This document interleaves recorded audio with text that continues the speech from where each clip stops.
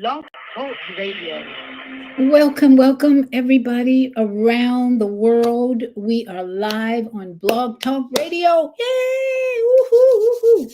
And so we want to send a love greeting to all our friends and family all over the world watching the Female Solution, Blog Talk Radio, and Soul Purpose. Blog Talk Radio.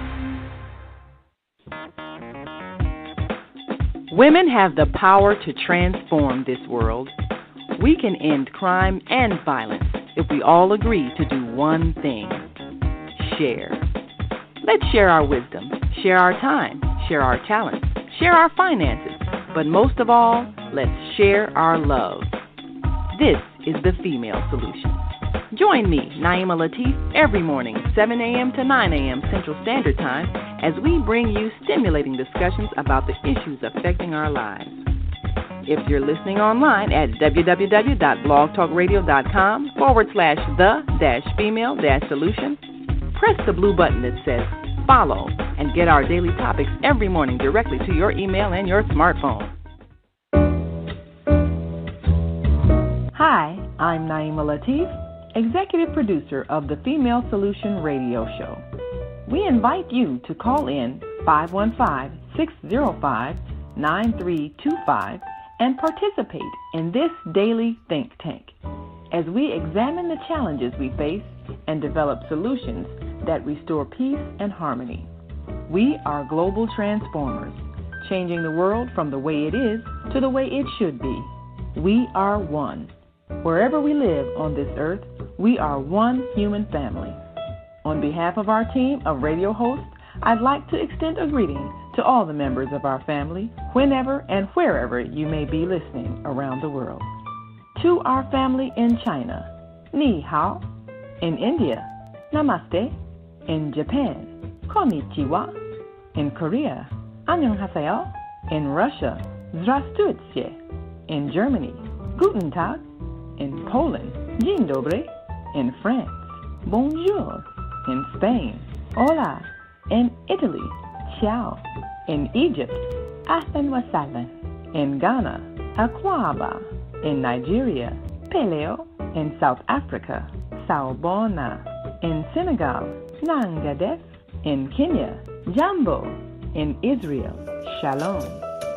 In Pakistan, Afghanistan, Palestine, and Saudi Arabia, Assalamu alaikum. Greetings, and may peace be upon you all. Join us live on the on-air radio network. Call 727-731-5192. We want to talk to you.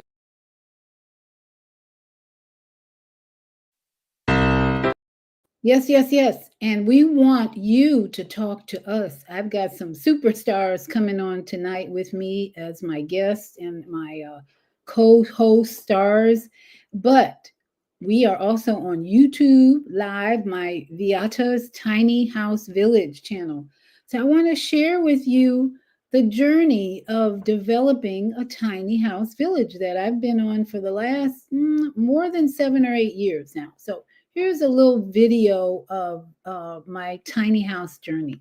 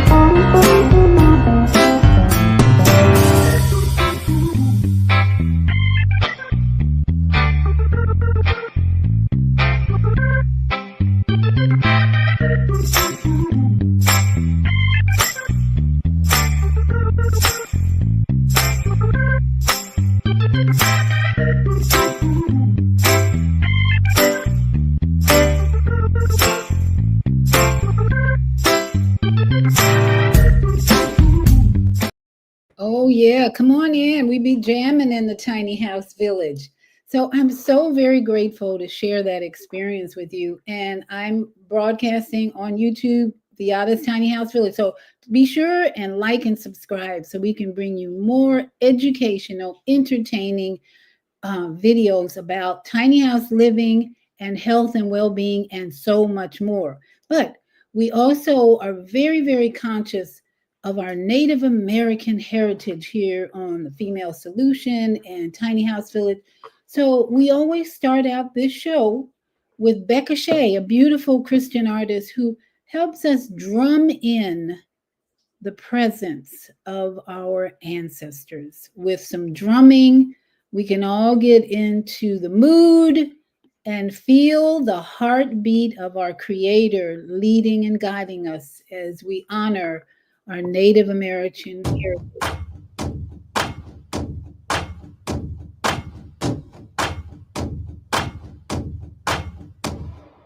And hairs, blood has ransomed people for God.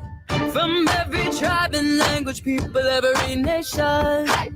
Where warriors are falling, there's a resurrection coming. It's your time to rise and shine. Oh, wake up, you sleeping giant. The wounds of injustice are being healed by the peace of Yahweh, who's bringing us power through unity. Where warriors are falling, there's a resurrection coming. Dry bones come alive. Yeah, wake up, you sleeping giant. Your heartbeat, I feel it. Yeah, I feel your heartbeat. I feel it. Yeah, I feel your heartbeat. I feel it. I feel your heartbeat. I feel it. I feel it. Yeah, I feel it. Yes, you are. Bring us together. Bring us together. We cry. Yes, you are. Bring us together. Bring us together. Together we cry. Yes, you are. Bring us together. Bring us together. We cry out for your heartbeat, oh, your heartbeat. This is the hour to know whose side to stand by. Raise up the standard in battle for every fellow tribe. Our warriors are fighting, there's a revival igniting. Search for such a time. Yeah, arise, you blazing fire. Brave and stand firm and listen to your destiny. The rhythm of our Father moves with victory. Where warriors are fighting, there's a revival igniting. So my soul God, and arise, blazing fire. Your heartbeat, I feel it.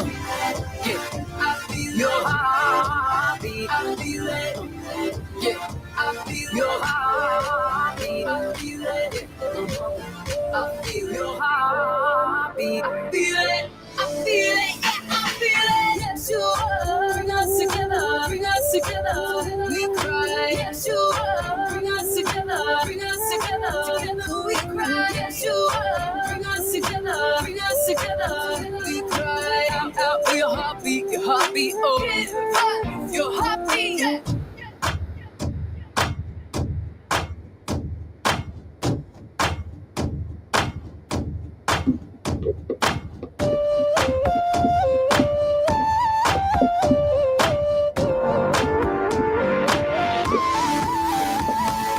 Yes, you are. Bring us together. Bring us together. We cry. Yes, you are. Bring us together. Bring us together. Together we cry. Yes, you are. Bring us together. Bring us together. We cry out for your heartbeat, oh, your heartbeat. Yes, you are. Bring us together. Bring us together. We cry. Yes, you are. Bring us together. Bring us together. Together we cry. Yes, you are. Bring us together. Bring us together. We cry out for your heartbeat, oh, your heartbeat.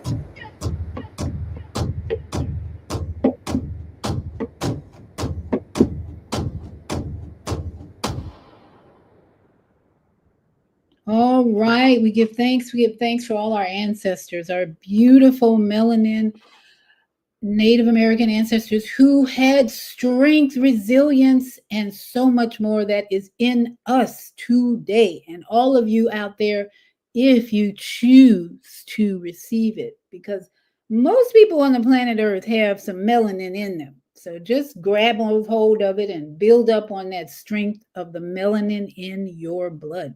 Woohoo! So we have a great show for you tonight.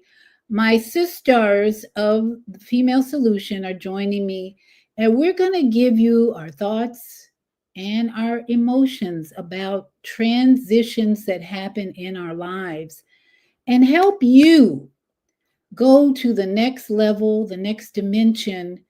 And so you can handle the grief that comes, the sadness that comes, whatever comes with the transitions of our loved ones. We want you to be able to have a smooth ride in that transition that they go through and that we go through when our loved ones depart from this earth.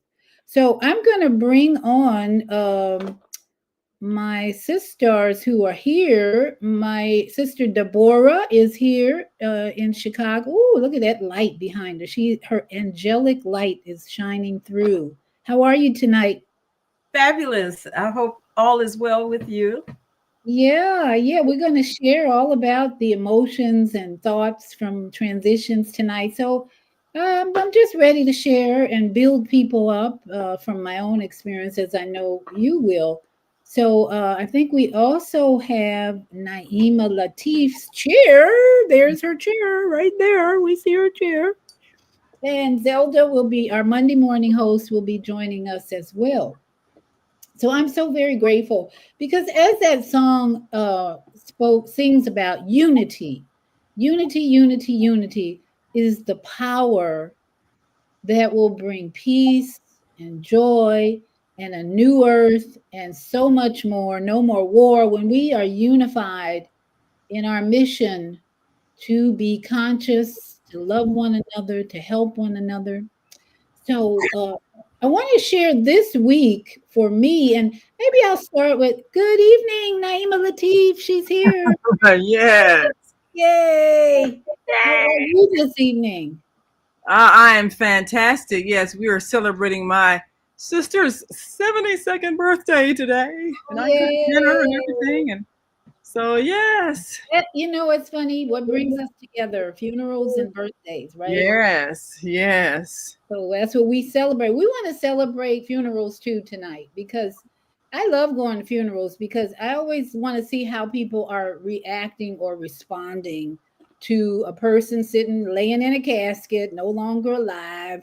It's always a fascinating perspective for me to observe what's going on when someone I thought it was just me. I thought I was strange, but I like it.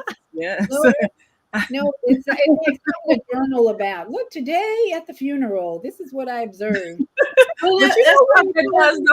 But that always, yes, and it always inspires me. You know, I think one of the best funerals I went to, and it was a reverend friend of mine, Reverend Edgar Riddick, and he was Reverend Jesse Jackson's right hand person, second in charge and that kind of thing. But the things that were said about him at the funeral was so inspiring to me. They talked about how no matter who you were, he had been with kings, he had been with homeless people, but he treated everybody with the same dignity and respect, no matter who you were, no matter what you looked like. And and he was so dedicated to his work. He didn't care about what if he had on a blue sock or with a brown sock, and he'd just be there working all night. And he just had this amazing mind, memorizing numbers and formulas and figures and everything. And everybody loved him, and he was just such a down to earth person. And I think that's one of the most inspiring funerals I ever attended. I thought, wow, now I would love people to feel that way about me when I leave.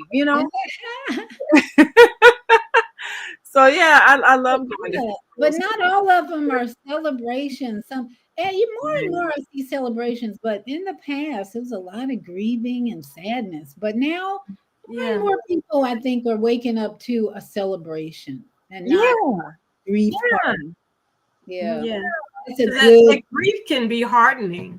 It could just drag you down. And what is that? How are you saluting the person that has left this platform for you? Not to grieve and to cry and to, I know you're going to miss them and you're going to miss the fact that you're not going to be able to do that next thing for them, or that you didn't get to say what you wanted to say.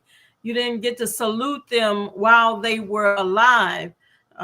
So now it's time to salute them while you can, not grieve, not show disheartening grief.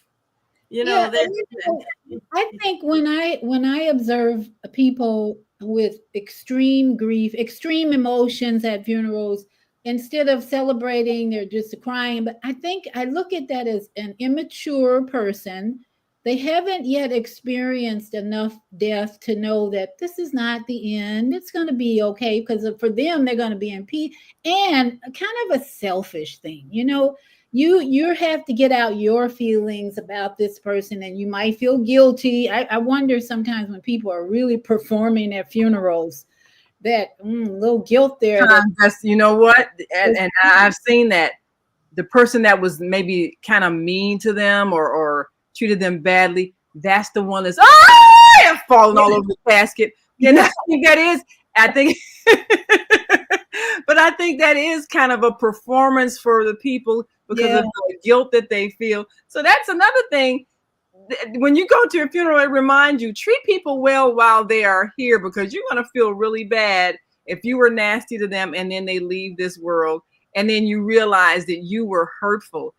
You're not going to feel good. And I try to remind my friends who maybe some kind of mean sometimes, you might feel good now, but you really aren't going to feel, you're not going to feel good when that person passes away. You think it's okay, but really it's going to hit you when you are there and you're seeing the fact that you could have been kind to this person and you weren't. Yeah, sometimes people do what they feel is expected because that's what their foreparents or the ancestors did when they were here. They showed the emotions, the way of the crying, and if you don't cry, that means you don't have a feeling for what has happened, and that's not true. I know everyone grieves in certain ways and in certain time periods. There's no time you can put on a grief, but a lot of times folks say, well, if they're not crying or it's something that they did wrong, they had something to do with the demise of this person. I know. Yeah. They didn't care about them. And so they figure, okay, let me cry, let me show this emotion so folks won't talk about me. About me. Yeah, they don't think I love them. That's interesting that you've observed that, because at all the funerals that I've been to of my loved ones, my father, my mother, my husband, I was not a crier, because I see life differently. I see transitions differently. So probably the most challenging one was my husband, because he was still relatively young as far as his life goes. He was just 67, and he was 20 years older than me. I was 47, but still, that's my spouse. He's gone. And my mother-in-law afterwards, she said, I never saw you cry. And I guess for her, she felt like, didn't you love my son? I'm like, well, yeah, but we had a whole year to talk about his transition and whatever grief I felt in the separation. We've already expressed that. So by the time he actually left his body, I was okay, because we had a game plan. Okay, you gonna get over there and you're gonna figure out how to come back and tell me what's going on over there. That's what we gonna do. So I had a whole different attitude about it. And with my parents, they were both old. So how is that sad? They're done. They've done their life sentence here. They're they're paroled. I'm happy for them. They're back together. So I didn't see it the same way. But you're right, Deborah. Sometimes people will look at you as like, you're not sad enough. You're not crying. Yeah, what's wrong? I remember when my grandfather died. I was maybe 10 years old. I was fairly young. And I remember thinking to this day, I've got to really show some crying or some emotion to make them know I loved him. So when I got up to that casket, I just and I was thinking in my it was like I was watching myself. That's right, you're doing a good job of performing. I remember why did I do that? But it was like you said, Deborah, I thought I needed to perform to show people that I love my grandfather. Yeah. And so that's an immature way. Naima's relationship with her husband, especially, was so mature that people don't understand it. But they would think, well, were they having problems in their marriage? I mean, people think all kinds of stuff. You know, if you're not, like you say, you're not performing. Yeah. To their expectations. Throw yourself on the casket, throw yourself in the grave. You know, they want to see all that. You know, I went through something challenging this week when I realized a friend of mine had been told by the sick care system that they were really in hospice unit. They needed to be in hospice energy or something. And so hearing that news was like, and it's funny how they use numbers. They use the numbers of tests to determine how bad you are. Wow. Okay, this prostate score was this score, we saw this on a test, this number was this. And so they'll tell you you're about to die just on the numbers. Where Eddie is on that one. Right. Right. It's funny. It was funny how they use numbers to determine that. So I went through a range of emotions just thinking about what if this person would leave. And so the sadness set in for a minute.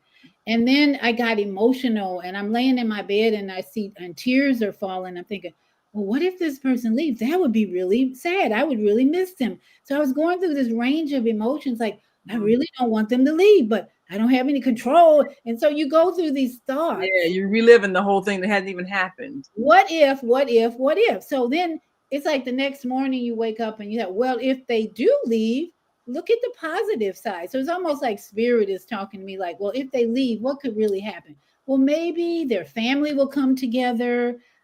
Maybe some other people will really be humbled from the transition of someone they never thought would leave. So I started really looking at the positive side of it.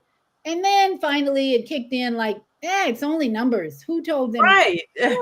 Why would we listen to numbers? Why are we acting like they have this divine knowledge of when we're going to? Exactly. And that's what my mother did. She listened totally to the medical doctor system. She said, I'm leaving. And she did. She left in the stress level that weighed upon you. Look at the life that it took out of you, worrying about the stress. That's part of. So I realized, it's a choice. It's a choice how we're going to respond, not react. If we're going to be mature, if we're going to be conscious, then we have a choice how to respond to any news like that.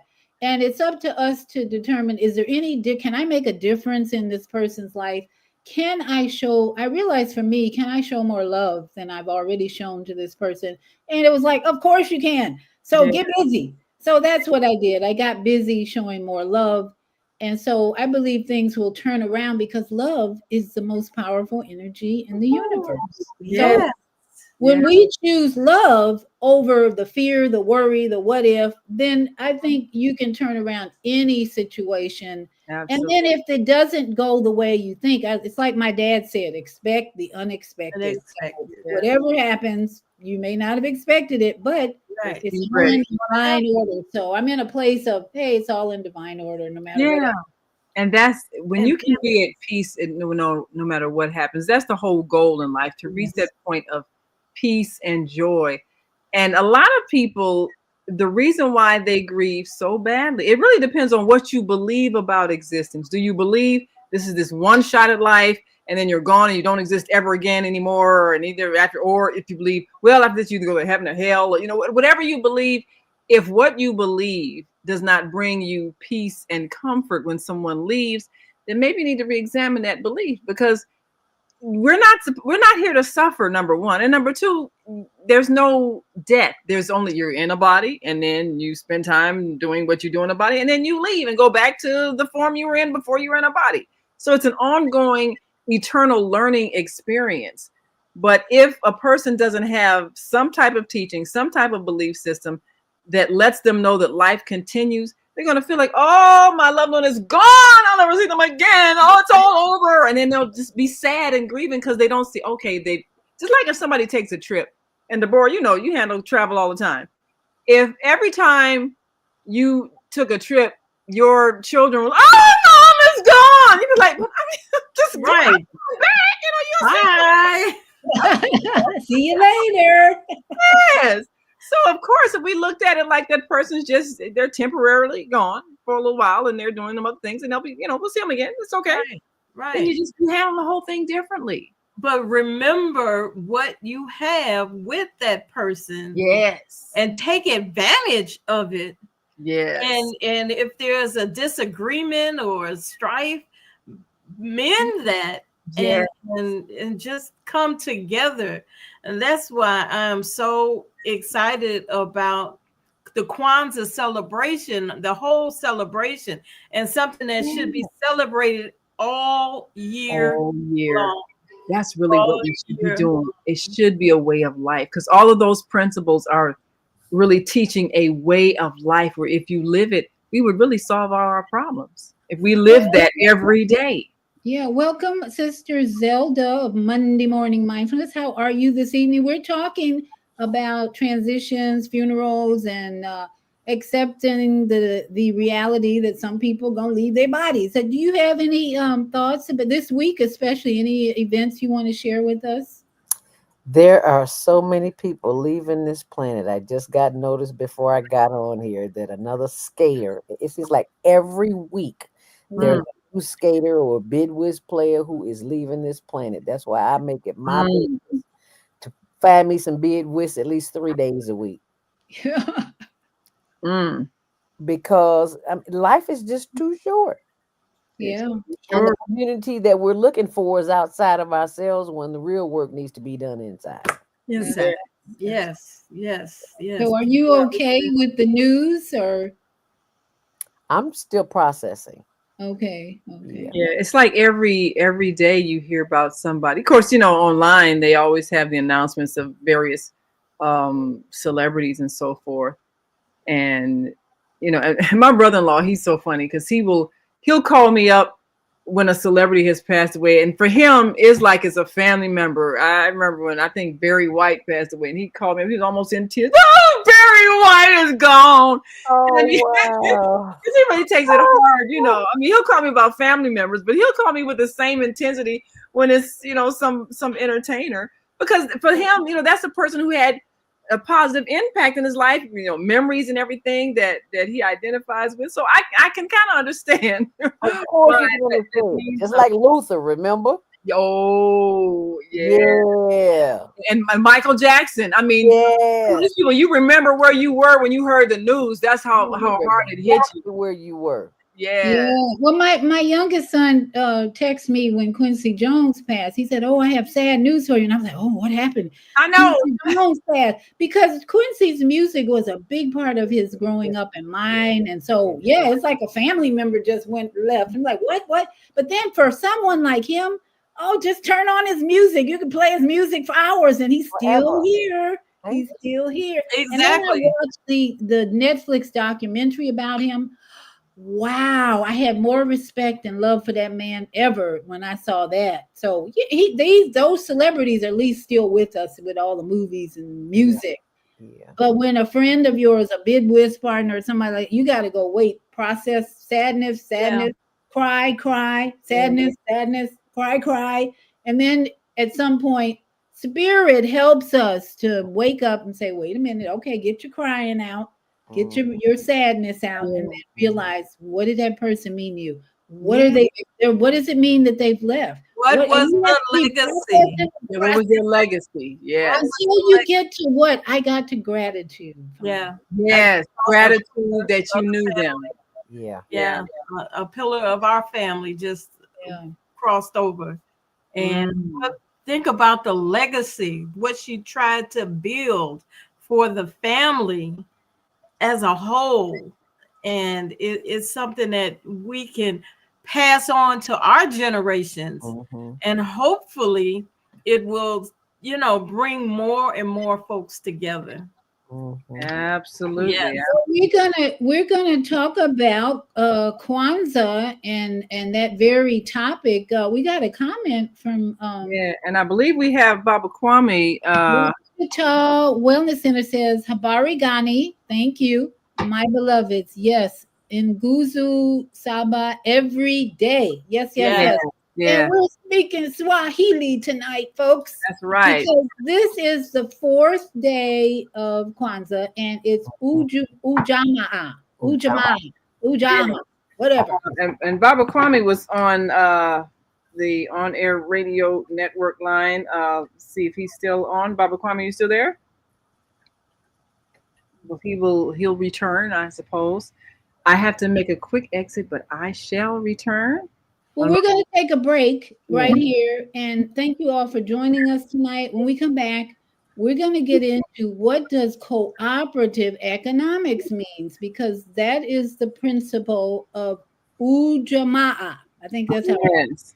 And I think Baba Kwame's with us. So when we come back from break, Baba Kwame will hear your voice as well. So all right, we'll be back after the Female Solution Global Radio TV show invites you to an invigorating, empowering, interactive conversation with our team of hosts Monday through Friday, 7 a.m. to 9 a.m. Central Time.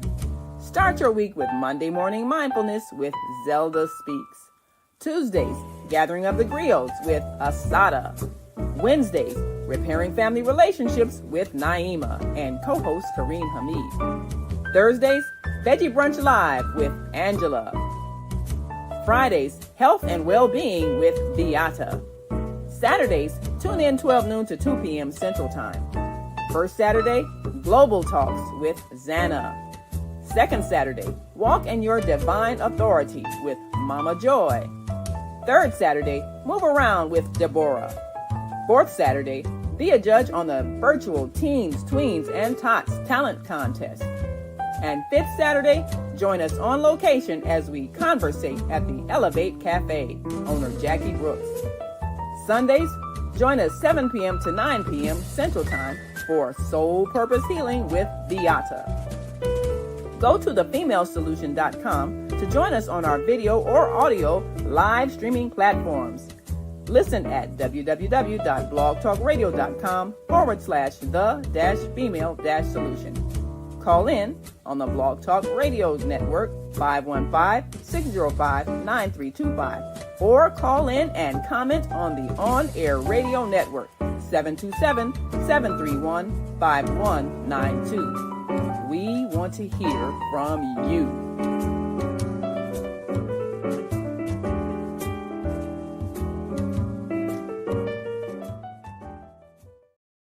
The Female Solution. All right. So we are grateful for this season of Kwanzaa. And I'm so glad. I don't know the man's name. I can't remember the man's name who started Kwanzaa or who created it, but Kwanzaa Kanjufu. Dr. Kwanzaa Kanjufu. So he created a season of celebration for melanin people to celebrate their African roots. That's pretty much everybody on the planet, really. Yeah. If you think about it, I don't care what color you are. We all got African roots. Right. And I am so glad to see an emphasis on melanin history, African history, versus European history. That's what we get in elementary school. And the melanin people have been so influenced by Europeans that it's really refreshing to take a break and focus on this season after the Santa Claus and all that, on something that is going to help all of us benefit, profit with this day, especially day 4, cooperative economics. So my sisters and I were talking about this earlier, and we were, I think, in agreement that there is a real struggle in the melanin community to develop economic cooperative or cooperative economics. So we want to just share with you our thoughts and maybe help some of you, all of you, to understand or understand what is cooperative economics. Why would he even put that in the season, this 4th day, What's so special about cooperative economics? Anybody want to chime in? Well, we have to come together and build a sustainability for life. While we're here on this earth, we have to sustain. We have to be fed. We have to be housed. We have to be clothed. We have to know our healing. And we have to do that collectively. One person cannot do everything. You need a village in order to achieve that. And that's plain and that's it in a nutshell to me. We have to build. You have one idea and you put your idea in. I have another. Zelda has another. I always say, you have mashed potatoes and they're instant, but you still have to put together, they started out with the potato, but the potato didn't just get there. It had to be grown. It had to be nurtured. It then had to go through a process. And that process, you had to box it up and you have to add the water and whatnot. So it's just not one thing to make the pile of potatoes good. It takes cooperativeness amongst nature in order for all of this to develop. And that's the same thing with people and livelihoods. We have to come together. We have to stop being it's only me. It's not competitive.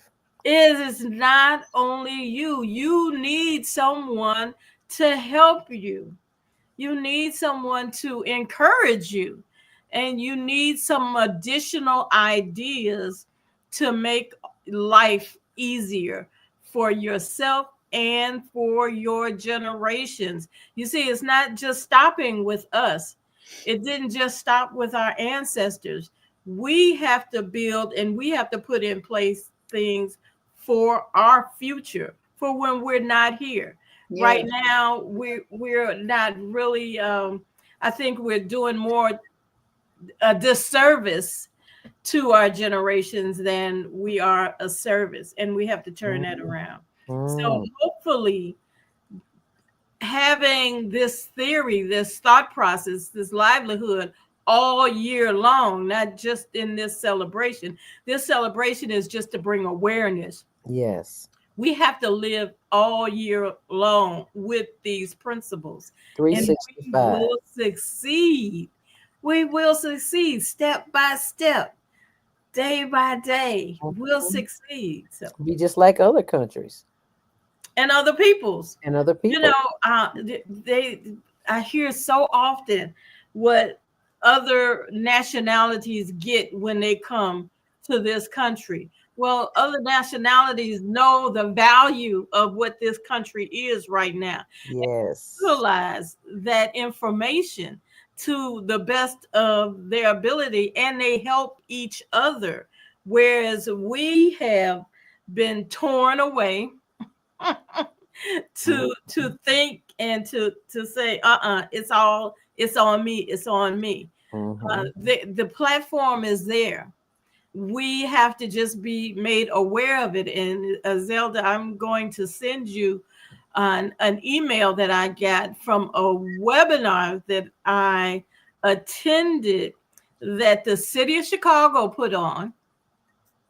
And it was about cooperative economics and the diversification program, how others can come in and get a piece of the government pie or the state pie, or just working together cooperatively, and what that platform entails. And everybody can be a part of it. I know we had a conversation earlier about the difference in working on a job and having your own business. We're so in tune to being consumers. We don't even understand how to be business people. And that's what all of this is a part of it. We have to understand, we have to learn how to get that consumerism out. and not knowing how to fish. What is it? Oh, they say teach them how to fish, they'll eat forever. Right. But keep giving them fish, they're not going to get it. They'll be standing in line at Popeyes. Exactly. And I ain't hating on nobody to eat Popeyes. I love There's nothing Popeyes. wrong with Don't bug me. Popeyes, because I wish I could provide the chicken for the Popeyes. Or I could be the supplier of the flour for Popeyes. Okay. Or the corn or whatever Popeyes. I haven't been in a Popeyes in a while. So I don't know what they provide anymore. But you could be the supplier of that corn. Your farm could be just outside of whatever, and you're supplying. You don't have to supply all of the locations, but just some of them. And this is, yes, and then open up your own Popeyes. Yeah. Oh my, we got enough of them. Or whatever. Chick-fil-A or whatever they call any kind of fast food. Yeah. Or slow food. Get some healthy food in there. Yeah. Open Slow up some food healthy. is healthy food. Slower food is usually healthier for you. But I saw something the other day, something on social media. I can't remember which one it was, and it said apples. Did you know that the apples that you buy from Whole Foods and any other store has been sitting on the shelf for the last year? Yes. Really? Fresh last year, and I don't doubt that because I have noticed over the years, I'm an apple connoisseur.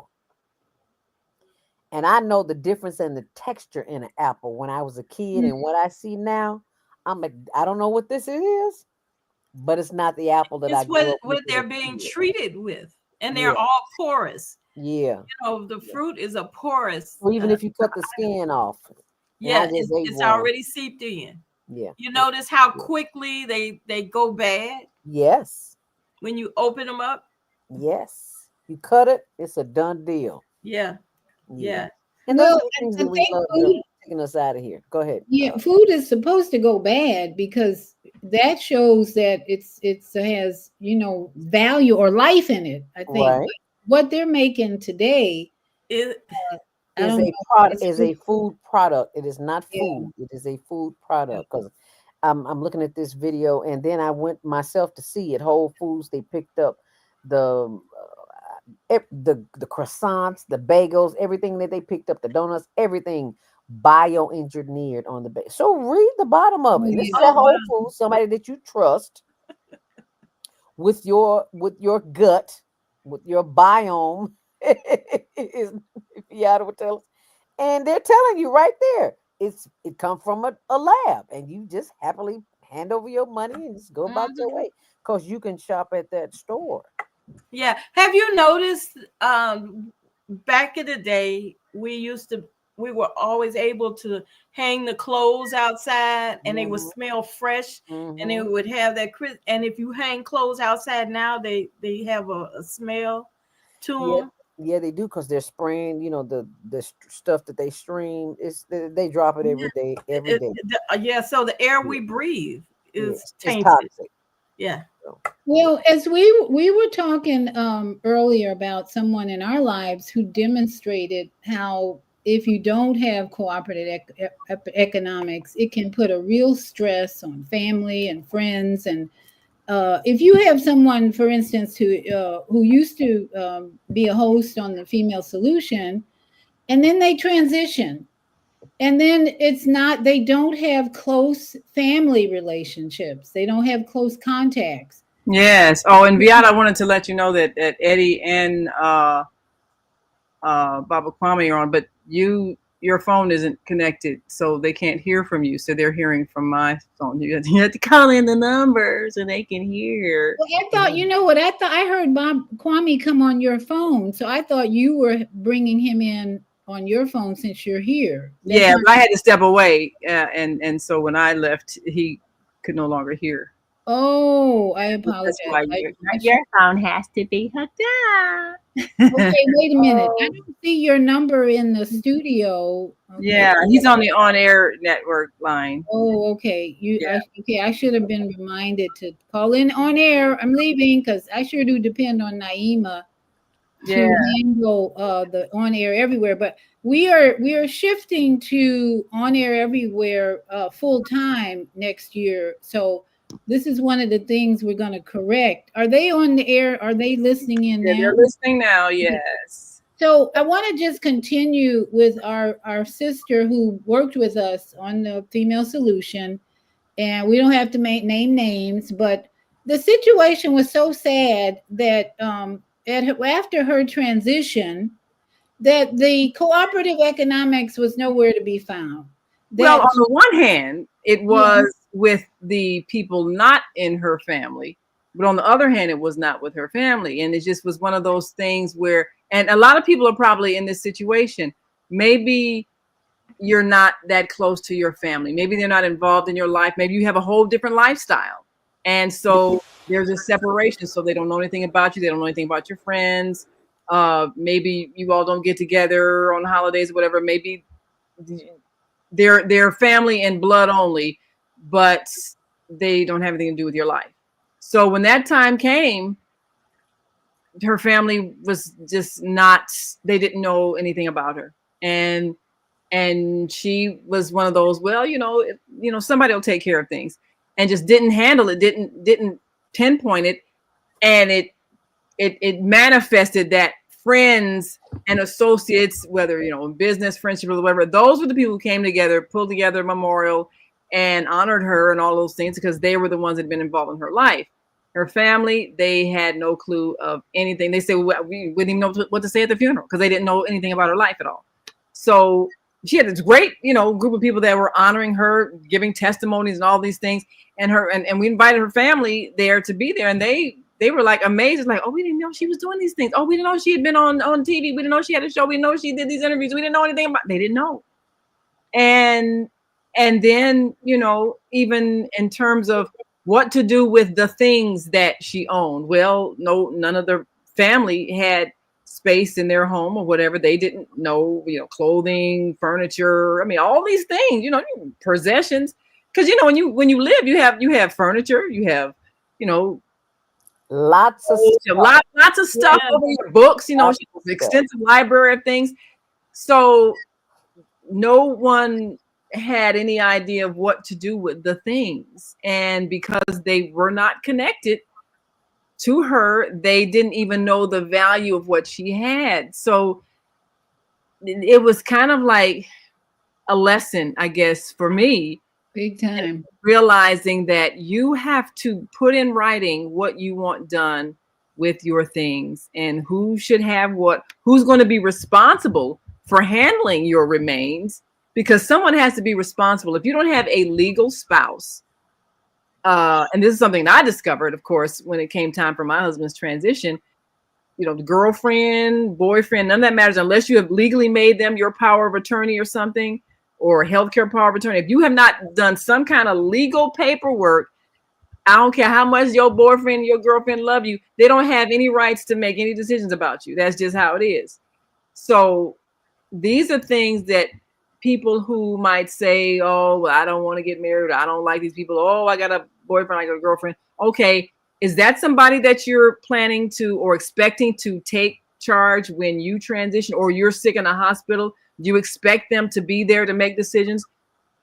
If you have not given them legal rights or legal responsibilities, they can't say a thing, and nobody will listen to them, because it's not on paper that they have the right to say anything. So, I would tell people, look at your relationships. If it's somebody that you would trust your life with, then get married. If they're not, okay, stay single. But understand, if you stay single, they have no rights, and I don't care how much they love you.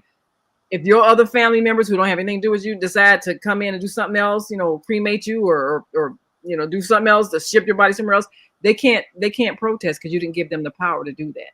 So I think another word for cooperative economics is social capital. Social capital. And LA has talked about this on his show, and that's where I learned about it, from LA on It's My House, because social capital is like developing people in your life who got your back, basically. Yeah, and you gotta. That's another thing.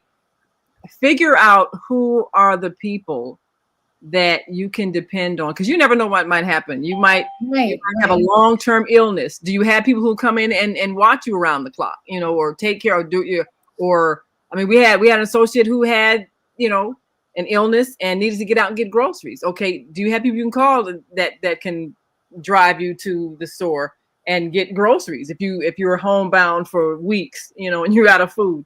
I mean, so these are things, that's all part of cooperative economics. Do you have a group of people that you can depend on if you need help and you are either recovering or going through a financial crisis? Do you have people you can call and say, look, I'm in an emergency, I need $500 for a couple of months? Do you have people that you can do that? Because you never know what can happen.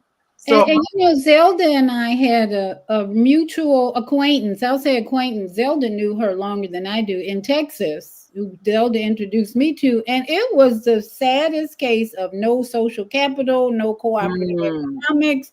So when she was diagnosed with cancer, she had zero support. I asked her, I was coaching her for a short time, and I asked, well, where's your church family? I don't have a church family. I'm like, what? Okay, so what about, you've been on this job for 2 years. What about the people you work with? Well, no, they can't help me. I was like flabbergasted. I'm like, how can you be in a city for 2 years? You don't have a church family. You don't have anybody on your job who can help you. And Zelda had to fly in from Chicago to Texas to be the support for the one period of time that she could be there. I thought that was the saddest case I've ever heard of. But those are lessons for us. She was not consciously building cooperative economics or social capital. And so then when it came time for her transition, nobody there. Yeah. So we got Baba Kwame on the line. I know I think his phone keeps dropping. I want to make sure I grab him before it drops again. Baba Kwame, are you with us? Habarigani. Yes. Ujamaa. Cooperative economics. Yes. So we've been talking about, of course, on our last Sunday of the month, we always take a look at the Transitions Cafe. We talk about the issues surrounding transitioning from this life. And today, on this fourth day of Kwanzaa, which talks about cooperative economics, we're looking at how that impacts things such as your transition and what happens when you don't have cooperative economics, when you don't have people in place that are ready to handle the business of your transition. People are ready to handle, the time before your transition. If you need care, if you're ill, do you have like Beata was just saying about you're somewhere and you don't have any social capital, you don't have any people that you can depend on when you need people. And that's, I think, what a lot of cooperative economics is about. You have to have groups of people that you can depend on. I mean, if you're not part of a fraternity or sorority, or the people that your job you work with, your people you go to church with, the mosque with, or the temple with, people that you are associated with, you have to have a deeper relationship than just hi and bye. You have to build a network of people that you can depend on in emergency, and they can depend on you. And that's what a lot of people don't do, and they don't realize they should have done when it's time to exit this life and there's nobody there. Like Beata was just saying, nobody even comes to your funeral. And we were talking about earlier about how we like coming to funerals, which seems ghoulish, but actually it's a learning experience, because you feel like, how much was this person loved? And you feel like if the place is full, they must have really been a loving person, because people are feeling the need to honor them. If there's nobody there, you kind of think, well, what did they do? What didn't they do in their life? That's what I always reflect on, how can I be improved by being at this funeral? How can I be better when I'm sitting here at this funeral? What can I learn here in this funeral that can impact? Yeah. So Baba Kwame, you were going to give us your thoughts. Yeah, because that's very important what we're discussing. I think his phone's still doing that weird thing it does.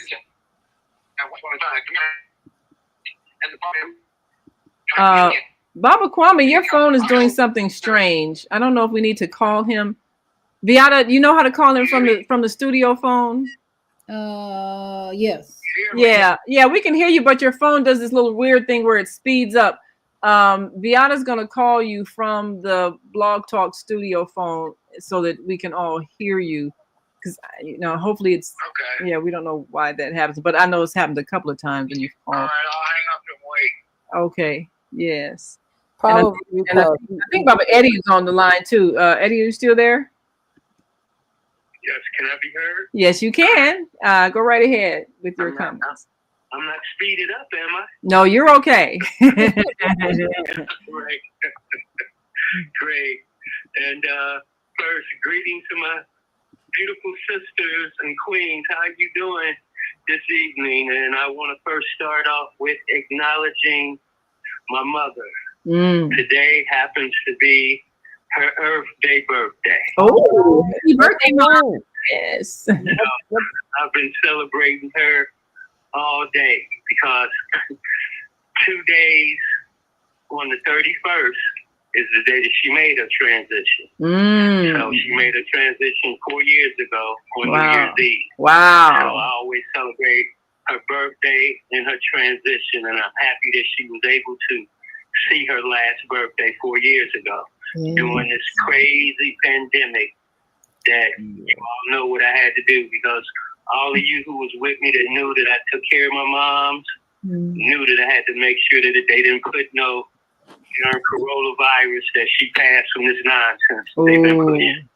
So that in itself is another story. Yeah. But yes, transition by number is back to you, Sister Ziada, with that 4, or as you keep saying it, 1111.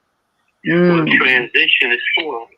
This is the 4 that you were talking about, because everything that deals with transition deals with spirit. It's spiritual. Spirit is 31, which is 4. Spiritual is 40, which is 4.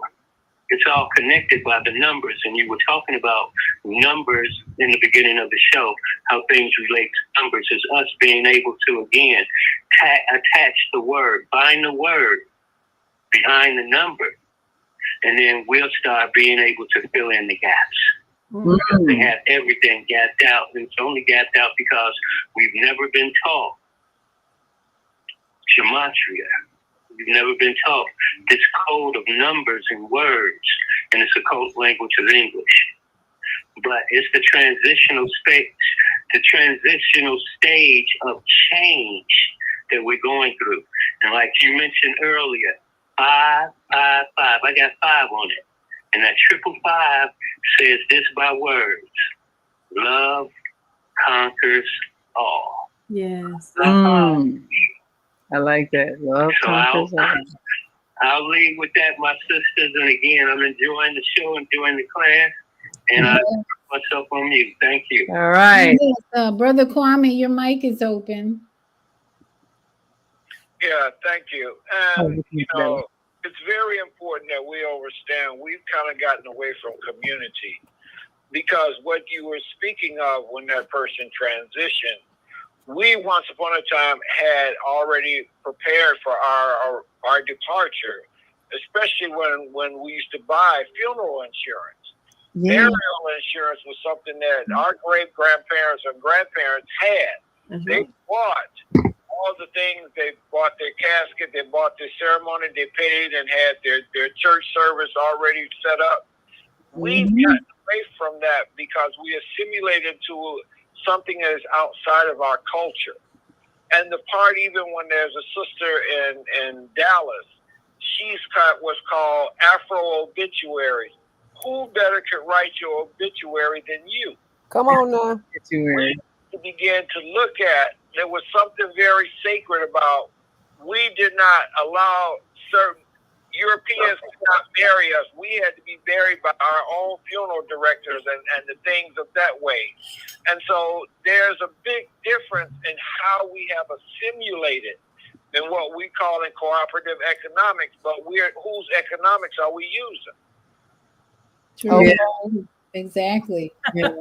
And that's a lot of what happened as a result of, like you said, integration, because it used to be if anybody had money in our community, it was the funeral people, because Black people were buried by Black people. That was a business that you would thrive in. The undertaker, the funeral director, the person who handled the deaths, because whites did not bury Black people. They did not service us. So those were businesses that we were able to thrive in. And like he said, our ancestors, they took that very seriously. Getting your burial insurance, you make sure you had that. Sometimes they had a family plot, on the land or whatever.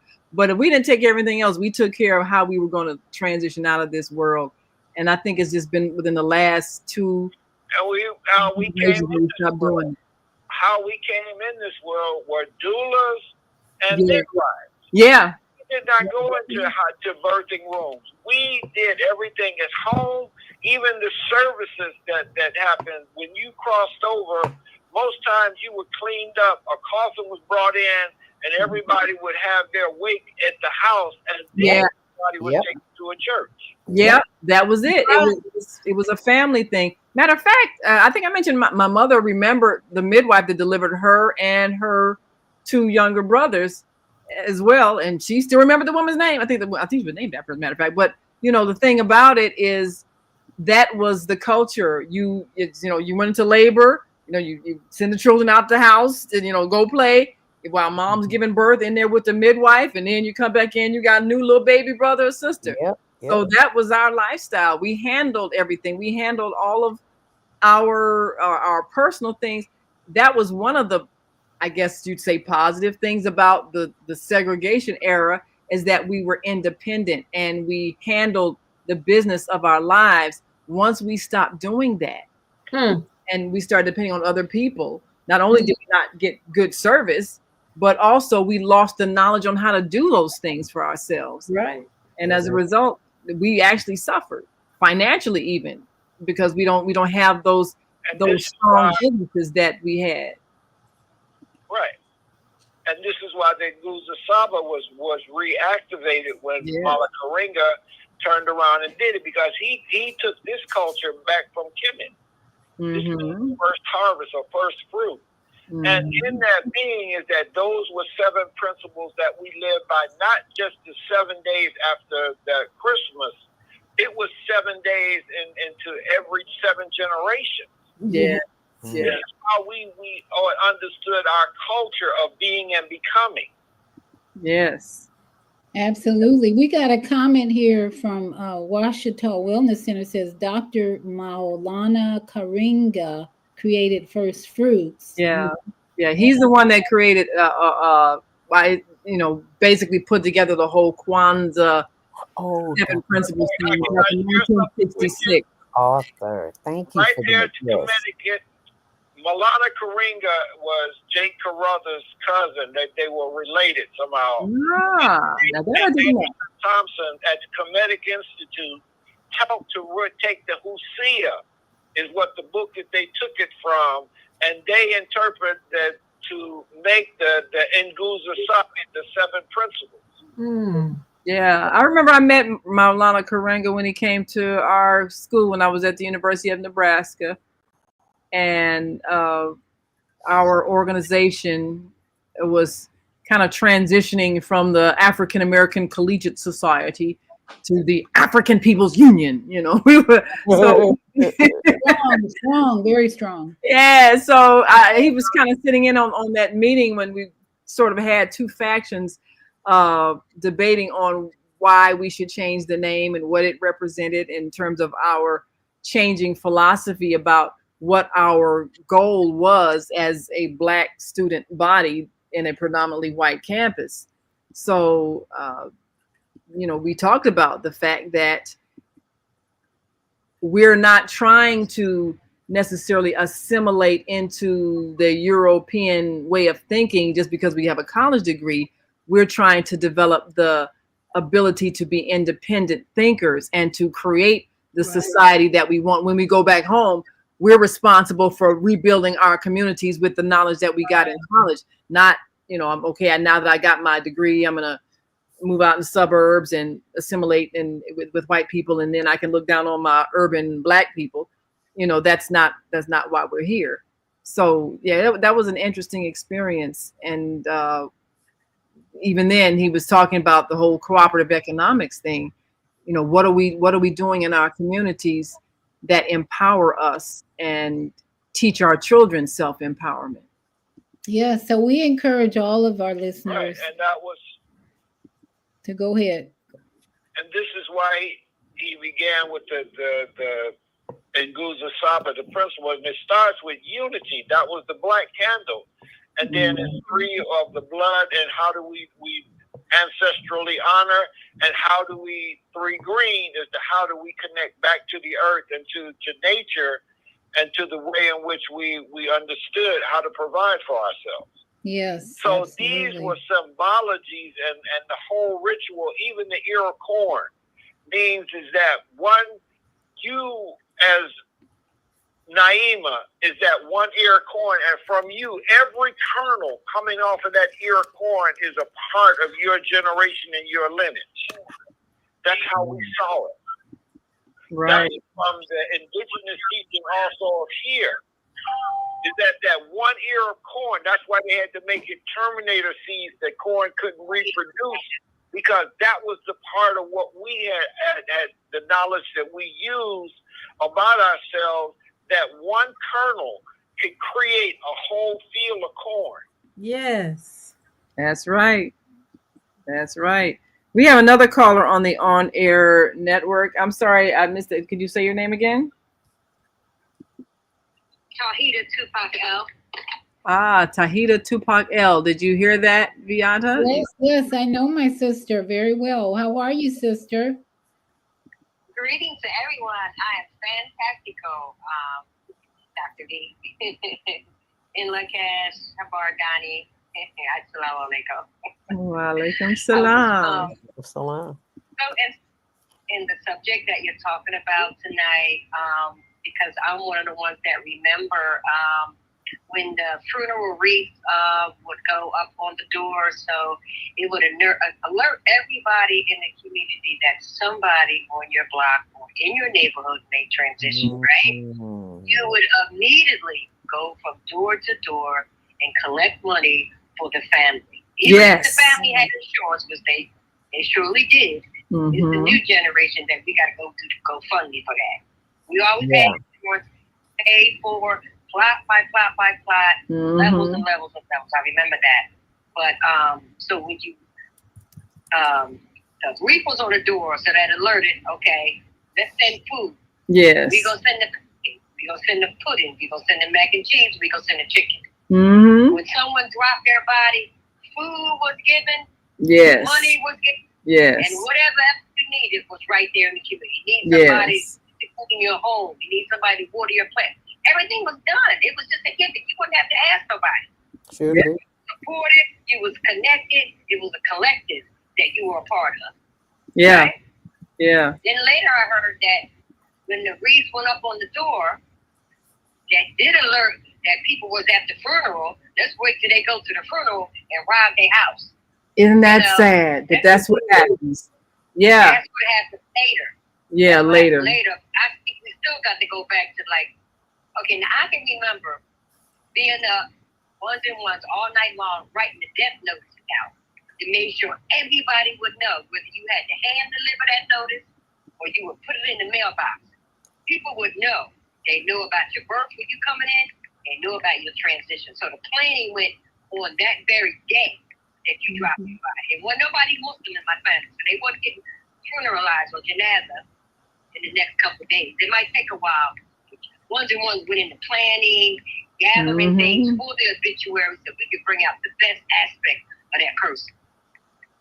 What that is, what he meant to our family and our neighborhood. Yes. I was my mother's obituary, and I did my best, and it was just amazing that I had the strength to do that because my mother made transition in my arms practically. You know, I watched her take her 3 breaths, and it was like magic. She blew 3 breaths, and it was almost like she took a little bit of me with her and left a whole lot of her down here with me, you know. So that was miraculous just to, to witness that. And she had all her eyes dotted and her teeth crossed. and I was able to access that money. Her insurance had lapsed. She wanted to be cremated, so that happened. And I was able to give her a nice ceremony in Philadelphia where she was born. That's interesting about that 3 breaths, because I experienced that same thing with my mother. She took 3 breaths, her last 3 breaths. And my sister, there's something about the 3 that takes people out. Yeah. That's my sister, same thing. Yeah. Thank you for sharing that. That's a beautiful story. I hope you journaled or wrote about that and keep it in your legacy. And we should have either something planned out, something written down, some kind of ceremony, a party, a ritual, something like that. Yeah, we really to make it easier on someone that we have, that left. Yeah, that's the thing. Yeah, you're right. You have to have and see, if you would go ahead and talk about it before the person leaves, it'd make it so much easier. For some reason, people think, oh, well, if I talk about it, I'll make it happen. Well, it's going to happen anyway. So if you have the presence of mind to just go ahead and tell your, I mean, you got to tell them. They like, I wonder if she's okay. I wonder. And y'all can go ahead. Hey, you need to ask me anything you want to know. Ask now. Yep. Yeah. You got to do it. So thank us. Wow, that's a beautiful testimony of having things in order. And we've got another caller here, 314-677. Your mic is open.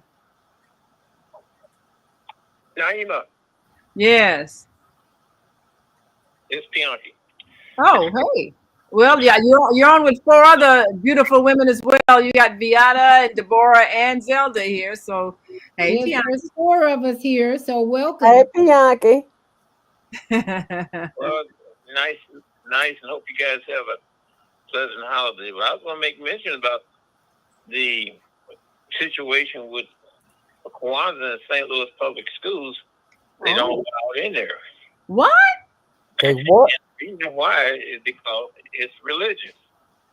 No. That's a loophole. Ron said this is not a religious holiday. It's a cultural celebration. So somebody's missing. He says that the third principle is money, which is faith, which is associated with religion. Who else brought it out? It is a loophole. God, I'm the one experiencing this. Can I say what I gotta say? Go ahead, Bianchi. We're listening. Good gracious. Now, Louisiana state legislature passed a law stating that it's okay that the 10 Commandments be displayed in public schools and public places. The ACLU filed a lawsuit and had a federal judge to put a stay on it because it's religious. That's who you have the arguments with. Don't have to argue with me. I just read and see what's going on. So when you have the ACLU declaring these things to be unconstitutional, then what are you going to do? Nobody fights against it. So now, let's say that again about the ACLU. They said what things were religious? There were several schools that was trying to have charter schools. Several groups in St. Louis wanted to have charter schools. And they showed in their proposal this issue about Kwanzaa. And they showed the 7 principles. And the 7 principles, the 7th day is Imani, which means faith in Kiswahili. And Hamlet said it can't be because it's religious. Now, that's what they said. He's the head of the St. Louis Public School, and it's still that way today. It's not in the schools. Do they keep Christmas out too? That's pretty religious. Yeah, I mean they can't celebrate. They can't even mention Christmas if that's the case. They celebrate Christmas. You already know. Yeah, well, the education of Kwanzaa should start at home, not necessarily in school. Exactly. Absolutely. That should be something that's done at home and in the neighborhood. I don't like it. I don't like Ron Karinga because he's a felon and he tortures black women. You don't like nobody. What's up with that? So what is it about Ron Karinga you don't like? He did what? He was the head of the organization called US. United slaves, and he went to prison for torturing black women, hanging them up by their ankles, waterborne with a water hose in their vagina, and putting lit cigarettes on their body. The court cases is all over Google. All you got to do is Google them.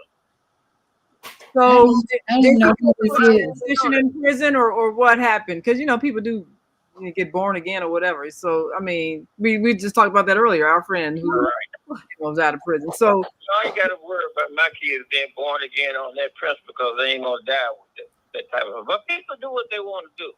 You got a right. That's your child. Hell, they let women kill theirs in the womb, so you got a right to expose your children to whatever education experience that you want them to be, and I support that. But anyway, I just want to bring it up about what they allow. And then, too, you got another problem. Your classrooms are so diverse. You got Somali, Muslims, you got Indian, Buddhists, and so on and so on. So they're pretty much stopping all those things. In the St. Louis Public School, there's a complaint about males teaching Somali girls, educating them, having contact with them in the classroom, so they cut it out. Yeah. Well, So I think what you're saying is cooperative economics has to start at home. It's not something that everybody's going to be celebrating and joyful about. This is Kwanzaa, Ujamaa, Swahili. So I think we're discussing a culture that not everybody's gonna want to join in on the party. Sorry, but that's the way it goes. You're absolutely right. It should be. All of us should start at home. Yeah, but yet we get bombarded with Christmas stuff every December, and not even just December. It starts in October after Halloween. July. Bombarding. July. Well, it's a marketing system. It's all about the economy. It's a commercial business, commercial thing. Yeah. So I still say though, education starts in the home. And we don't even have to debate a whole lot of this. Just remind ourselves to become more conscious about what we're going to do on this journey to help develop me first, and then our family, and then our community. That's where that's what this season is all about. Like Zelda reminded us, go within. We need to go within, right, and stop looking at all this stuff going on around us and criticizing. You're absolutely right. You should start at home with your own family rather than trying to incorporate 20 million other people. It ain't going to work. Yeah. Start at home with your own family, even with your cooperative economics and whatever else that you want to have with it. So that kind of speaks to Zelda's guest tomorrow. We want to get to the guest because we're at the end of the show. And he's talking, what's the topic tomorrow? I think he's talking about this very thing. I don't know where I am or what's his topic? Yeah. Sometimes I think too much. Zelda, what's the topic tomorrow? What's it? Craig, author, historian, bidwist, and bridge aficionado. Craig Myrick Johnson will be joining us on Monday Morning Mindfulness at the new time, 7 until 8 a.m. Central Standard Time. And we will continue the conversation of Kwanzaa. And Pianke and Baba Kwame's son, Horace, we look forward to hearing your input in the morning as well. Yes. We're calling our new number, 727-731-5192. Put it in your phone, lock it in, because we will be on air everywhere starting in January. And that means... Naiva, I seen you with your new boyfriend. I really like the... Yes, I thought I'd share that with everybody. His Royal Highness. I hey, you know what? I'm trying to tell y'all, AI does a lot of things. So Yes, I sent that to y'all, so I have to make sure I send it to my sisters. Sing it aloud. So this is our last show for 2024 on Soul Purpose Healing, and so I have so many new things happening in 2025. But I especially give thanks to my sisters here, Deborah, Naima, Zelda, for the cooperation that we have been able to develop in the Female Solution family. And we're going to continue that next year or 2025 with On Air Everywhere everywhere.com. The show just gets better and better because as we live our conscious lives, we're going to be sharing it with all of you, and we look forward to seeing you right here on onaireverywhere.com and on YouTube. We're going to be everywhere. We're the new media because the old media, the CBS is in it, they're dying, CNN, they're all dying off, and we're the new media. So you can get right on your phone. So that's right, on your phone. That's where we are. So, laptop, tablet, that's right. Right in your hands. We want to say, and you know another thing too. I think it was around 2000. I took a family of kids to Kansas City, Missouri, for Kwanzaa. Because they have citywide Kwanzaa every night of the season of Kwanzaa. And I paid for it. I drove them up there, paid for their hotel and everything, so they could be able to attend the celebration that they have that's put on by the National Black United Front, which is Conrad Worrell. Yes. But did you see online that, do you know they have a center named after Conrad Worrell, and they had one of the Kwanzaa celebrations there last night, and I understand his daughter filmed it, so it's on YouTube and Facebook, I believe. Yes, that the Conrad Worrell Center, they had the celebration of Kwanzaa yesterday there. So yes, his legacy continues, and his children are continuing his legacy, and that's what it's about. It still goes on in Kansas City, Missouri. So at least it goes on there for those that want to enjoy it. All right. Well, we had another hand go up, and then it disappeared. So I think we got another caller on the On Air Network. Is that caller? Are you still there? I'm not sure. They might have left. But you know, as our former caller had said about the family, we used to do that. It used to be a way of life because we knew we had to depend on ourselves to survive, and that's something that has to be taught. So if you're a grandparent, start teaching preparation and cooperation to your children now. Even if their parents aren't doing it, you need to be the grandparent that does it, because someone needs to make sure our legacy continues. Granny needs to teach them to write their own obituary. That might make them think. Yes. What will my legacy be? Ooh, now that's a homework assignment. Yeah. Write your obituary. Write your own obituary. Start thinking about, how have I impacted this world that I'm in, and what more can I do while I'm here? All right, so we gotta stay. We're gonna. And you know something else, if I could say one other thing too. Okay, we're closing up. Last remark. Last remark. Society needs to have morals and ethics. That's what the Ten Commandments does in this society. In other societies around the world, this may be something different. But every human society needs to have morals and ethics, and helps them get along and learn how to treat and respect other people. Thank you very much. Thank you again. Yeah, thank you. That last word of wisdom. I think the problem with that is we got Hollywood, we got the government, we got all these people in leadership who are not representing morals. And so we all got to just do our part at home to make sure, like you were saying, our grandchildren are taught obituaries and all the other things that are really important in life, not all this entertain me stuff. So yeah, morals are important, but it starts at home. You got starts at home. Absolutely. If parents aren't practicing that, the children ain't gonna come out of it either. So Viana. Yes. I got to go. Got to go, people. They're summoning me. Yeah, it's 30 seconds.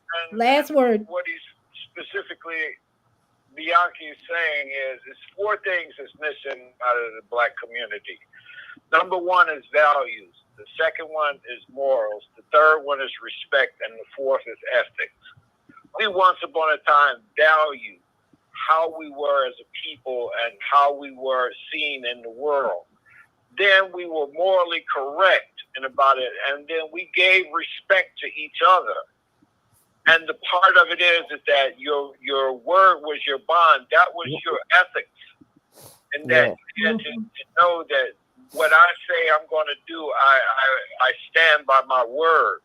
And so those four things are basically almost eliminated from our communities. Amen. Amen. You sure? We got to bring them back. That's our job as the elders now. Our and job. You please come back tomorrow morning so you can share that, because there's another. Yeah, we're gonna continue this conversation tomorrow morning with Zelda on Monday morning mindfulness, because everything that it just brought up, we live in a high-tech society, and that has changed so much in our world because our kids are on their phones. You go out to dinner, the whole family's looking at their phones instead of talking to each other. Right. So it starts with us putting down the phones for one thing. And having conversation. So tomorrow we're going to do just that with Zelda. Monday morning mindfulness, 7 a.m. Central, 8 a.m. Central Standard Time on our YouTube channel. Higher Learning We've come to the end of our show today. We want to say, if you missed any broadcasts, go to our website for the audio and video archives at www.thefemalesolution.com. On behalf of our team of radio hosts, I'd like to thank all of you who participated in today's discussions. And to our global family joining us from all around the world, we say thank you. To our family in China, xie xie. India, zhanyavad. Japan, arigato. Korea, kamsamnida. Russia, spasiba. Germany, danke. Poland, dziękuję. France, merci. Spain, gracias. Italy, grazie. Egypt, shukran. Ghana, madasi. Nigeria, eshe. South Africa, Ngiyabonga. Senegal, Jaref. Kenya, Asante. Israel, Toda. Pakistan, Shukriya. Afghanistan, Tashakur. Saudi Arabia and Palestine, Shukran. Assalamu alaikum wa rahmatullahi wa barakatuh. Thank you, and may peace be upon you and the mercy of God and God's blessings.